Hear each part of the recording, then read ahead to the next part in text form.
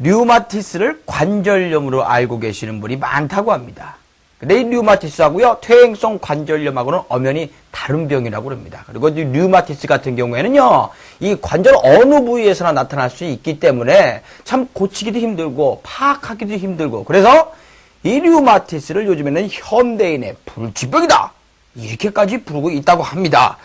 근데 이 전문적인 치료를 받게 되면은요, 이게 충분히 이겨낼 수도 있는 병이라고 합니다. 그래서 준비했습니다. 오늘은요, 류마티스 질환과 그 치료법에 대해서 여러분께 자세히 정보 전해드리겠습니다. 오늘 도움 말씀 주실 분이죠. 청담 L위원회 정재욱 원장님 모셨습니다. 안녕하십니까? 예, 안녕하십니까? 네. 또 젊은 의사 선생님이라 젊은 의술을 많이 익히셨나봐요. 네. 예, 오늘 기대하겠습니다. 예. 방송이 나가는 중간에도요, 여러분들 궁금증 풀어드리고 있습니다. 궁금하시면 바로바로 저희 상담 게시판에 글 올려주시면요, 저희가 실시간으로 답변해드리도록 하겠습니다. 류마티스 하면 뭐 저도 그렇지만 대부분이 류마티스 관절염을 떠올리게 되는데요. 근데 뭔지 알고서 류마티스 해야 되겠죠? 류마티스가 뭡니까? 예, 류마티스 하면은 보통 류마티스 관절염을 말씀을 하는데, 예. 좀 더 큰 표현을 하면 그걸 자가 면역 질환이라고 합니다. 자가 면역 질환이라는 거는 쉽게 설명하면 몸 안에 몸을 보호하는 그런 성분들이 있는데, 그런 거를 면역 세포들이라고 합니다. 예. 그 면역 세포가 이상한 여러 가지 이유들에 의해서 마치 반란을 일으켜서 자기 몸을 적으로 오인해서 공격하는 그런 질환입니다. 그래서 만약에 관절을 공격하면 그런 것을 류마티스 관절염이라고 하고요. 예. 또 갑상선을 공격하면 그런 거를 갑상선염이라고도 예. 하고요. 그래서 굉장히 많은 질환들이 있습니다. 대표적으로 류마티스 관절염이 있겠죠. 네. 그 관절 쪽에 많이 나타나니까 그냥 그렇게 굳어졌는데, 네. 실제로는 더 넓은 범위다. 예, 그렇습니다. 근데 류마티스 관절염, 발음도 어렵네요. 류마티스 관절염이 왔을 때 예. 증상이 어떤지를 정확하게 알고 있으면은, 이거 류마티스구나 하고 병원에 갈 텐데, 예, 사실 잘들 모르시거든요. 맞습니다. 그 어떤 증상이 나타납니까? 아주 다양한 증상이 나타나는데, 네. 대표적으로 류마티스 관절염에 국한해서 말씀을 드리면, 네. 관절이 특별한 이유 없이 만성적으로, 즉 만성적이라는 건 적어도 6주 이상 계속 지속적으로 네. 아픕니다. 근데 퇴행성 관절염도 지속적으로 아프기 때문에 그거를 감별하기 위해서는 되게 한두 개의 관절이 아픈 게 아니라 여러 개의 관절이 아프게 됩니다. 예. 주로는 손과 발 이런 관절에 많이 아프게 되고요. 예. 또 붓고 또 그 주위에 어떤 혹 같은 게 생기기도 하고요. 오. 그렇게 아주 다양한 증상들이 생기는데 반드시 퇴행성 관절염하고 감별을 해야 되기 때문에 네. 정확하게 진단을 하기 위해서는 류마티스 전문가의 도움이 좀 필요하겠습니다. 제가 들어도 뭔 소리인지 모르겠으니까 이건 뭐 자기 스스로 구분을 하기는 힘들겠네요. 그래서 병원을 찾아오시면은 어떤 식으로 진단을 해주세요? 일단은 아까 말씀드린 병력이 제일 중요합니다. 병력. 잠깐 한 2, 3일 아프다고 류마티스 관절염이라고 하지 않고요. 예. 6주 이상 보통 지속되는 관절 증상이 있기 때문에 예. 그런 병력이 중요하고, 두 번째로는 가족력이 중요합니다. 가족 중에서 류마티스 관절염이라든지 자가 면역 질환이 있는 사람들은 류마티스 질환일 가능성이 좀 더 높기 때문에 네. 그런 가족력이 중요하고요. 예. 그 다음에는 이제 아까 말씀드린 것처럼 류마티스 전문가가 환자를 관찰하면서 어떤 검사들을 간단하게 수행을 합니다. 네. 그리고 이제 그걸 좀 더 확인하는 작업으로 엑스레이 검사라든지 MRI 검사, 뭐 전신 골 검사 같은 검사를 하기도 하고요. 네. 요즘에는 중요한 검사로 초음파 검사를 많이 합니다. 비교적 가격이 MRI보단 저렴하면서 네.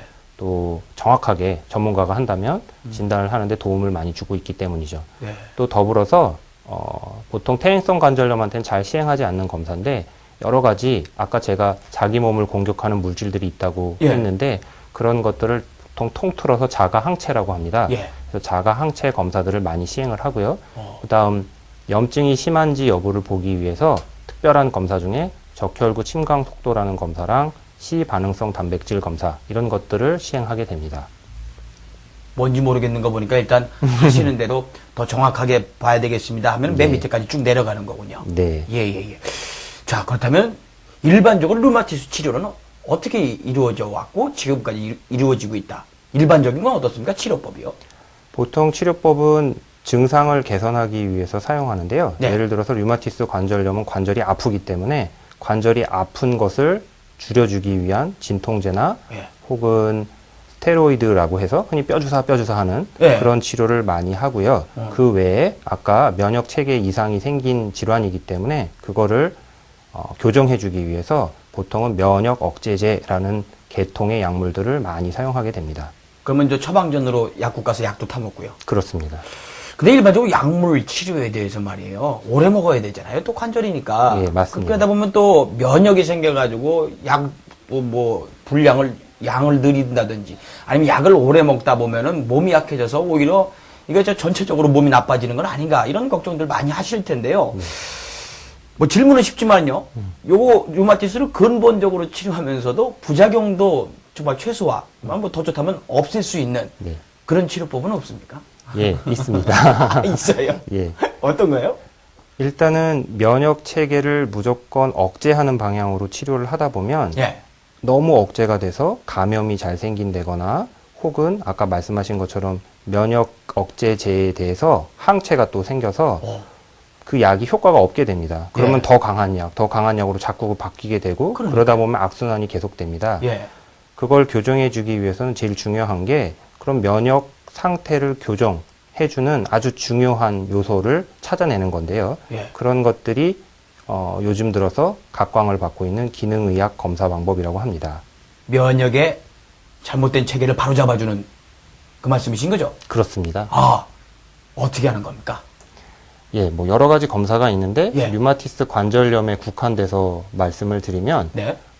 오메가 지방산 분석 검사라는 방법이 있습니다. 오메가. 예, 이따가 다시 자세히 설명을 해드리겠습니다만 예. 그게 면역 어떤 상태하고 연관이 많기 때문에 그렇고요. 네. 두 번째로는 류마티스 관절염을 포함한 자가면역 질환 환자들은 자기의 증상이 있든지 없든지 간에 대개의 경우 장에 문제가 있는 경우가 많습니다. 오.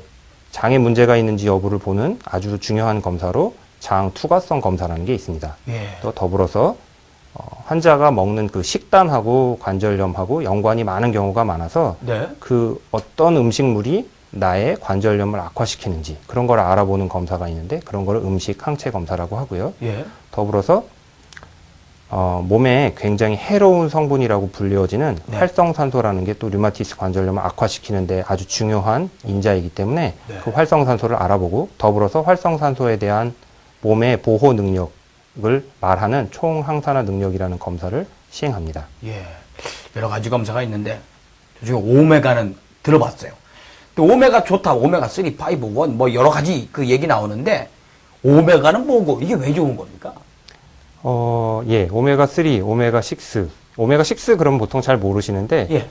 달맞이꽃 종자유. 그러면 보통 어르신들이 잘 압니다. 들어봤어요. 예. 예. 예. 예. 오메가3를 먼저 말씀드리면, 네. 오메가3가 어려운 내용이 아니고, 몸 안에 있는 지방산의 한 물질입니다. 예. 지방산은 우리 몸의 세포벽을 구성하는 성분으로서 누구에게나 다 존재합니다. 예. 근데 그 중에서도 EPA와 DHA라는 물질이 되게 중요한데요. 어. EPA 물질은 몸에서 염증을 억제하는 성분으로 바뀝니다. 아, 그래서 그 성분이 많이 있을수록 몸은 염증을 억제하는 상태인 거죠. 예. DHA라는 성분이 또 있는데 그거는 뇌에 좋은 거 아닙니까? 그렇습니다. 예, 예. 그래서 어린아이들이 성장기에 많이 먹이려고 노력을 하고 또 성인이 돼서 치매 예방을 위해서 DHA라는 물질을 많이 사용합니다. 예. 그래서 그 EPA와 DHA를 포함해서 여러 가지 물질이 있는데 그런 오메가3가 몸에 얼마나 많이 존재하느냐 적게 존재하느냐에 따라서 류마티스 관절염이 좋아지실 수도 있고 혹은 안 생길 수도 있습니다. 그러니까 EPA하고 DHA가 오메가 범주 안에 들어가는,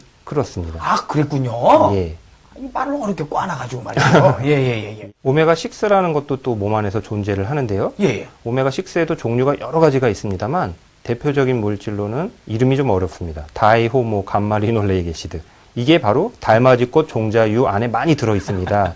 근데 이 물질은 몸에서 좀 특이하게 예. 항염작용을 나타내는 물질로 바뀌기도 하고 예. 염증 반응을 일으키는 물질로 바뀌기도 합니다. 그래서 그 비율이 굉장히 몸 안에서 중요합니다. 네. 과거에 태어났을 때 혹은 조금 한 100년 전만 하더라도 인간이 오메가6와 3의 비율이 과거에는 1대1 정도였다고 합니다. 네. 근데 서구화되면서 식단이 조금 안 좋아지고 또 생활 환경이 스트레스가 많아지면서 그 비율이 오메가6가 3에 비해서 굉장히 높아집니다. 그래서 요즘 결과는 10에서 한 25대 1 정도라고 하고요. 이런 비율이 깨지게 되면 류마티스 관절염을 포함한 자가 면역 질환, 또 심혈관 질환, 천식 이런 질환들이 잘 생기게 되고요. 이런 것들을 좋아지게 하기 위해서는 오메가6와 3의 비율을 4대 1 이하로 낮추도록 노력을 해야 됩니다. 예. 그 오메가 지방산 비율 이런 거 검사는 어떤 식으로 이루어집니까? 이거 예, 수치가 나오나요, 몸에서? 예, 나옵니다. 그거는 일단 피를 뽑아서요. 적혈구 내에 있는 세포막 성분, 아까 제가 오메가3, 오메가6는 지방산이라고 말씀을 드렸는데 그 지방산의 비율을 봅니다.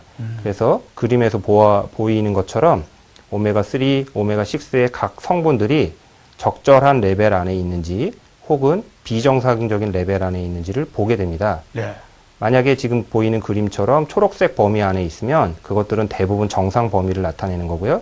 빨간색 범위 안에 있으면 그거는 뭔가 문제가 있는 겁니다. 그런 거는 교정을 해줘야지만 몸의 상태가 좋아질 수 있습니다. 그러니까 피 검사를 하면 저게 쭉 나오는 거군요. 네, 특수한 피 검사입니다. 예. 자, 류마티스 질환 치료를 위해서는 이게 검사도 이렇게 그렇게 자세하게 이루어지네요. 자, 류마티스인지 아닌지 검사하는 그 과정, 다른 게 또 있습니까? 예.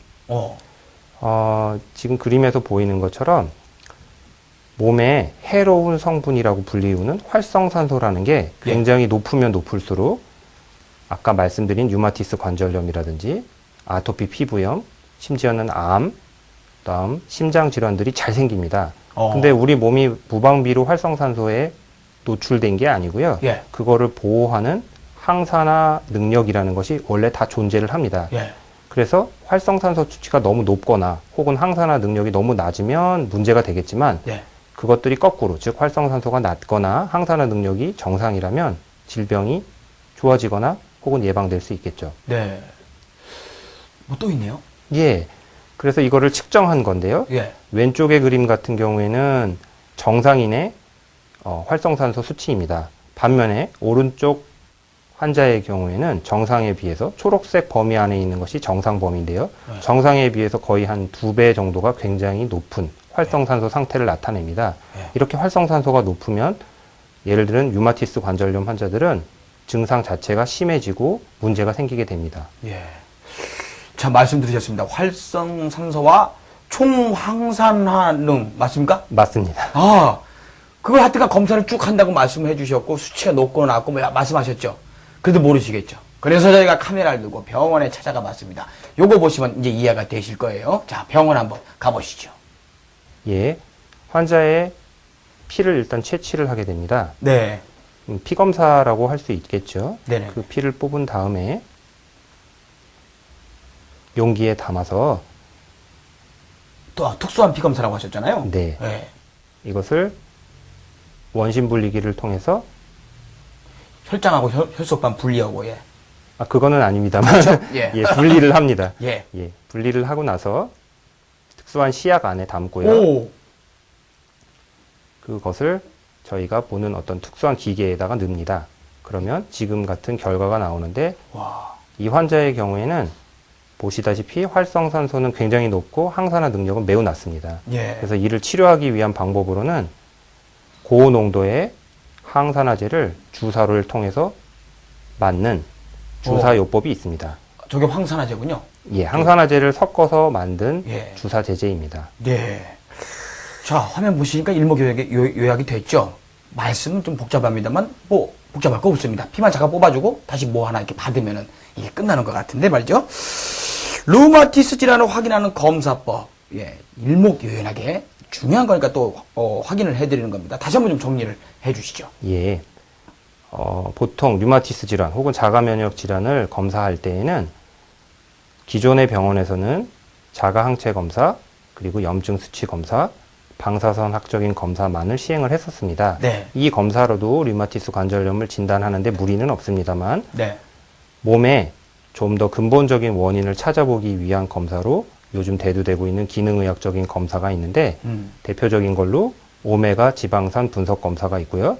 그 외에 장에 대한 이상 여부를 보는 종합적 장 기능 검사, 장 투과성 검사, 음식 항체 검사 등이 있습니다. 또 더불어서